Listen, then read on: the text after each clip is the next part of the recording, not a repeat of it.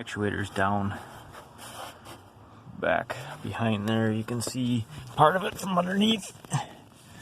There is a plug-in that I just disconnected. Goes on the side there. But some of these are supposed to be 7mm. This one, I don't know if it was changed out or just had different screws in it. But there's 3 of those around that box. The top one, I think nearest the firewall, is kind of the hardest one to get to. So mixed between the top and bottom, it's gonna not be the funnest thing ever. So you'll have to look and locate. Maybe you'll have to have it out to match up your numbers. This is the one I end up getting. And you can see there's, let's get it out of the package here, 3 mounting holes, the plug-in, and the rod. The gears actually strip out of it.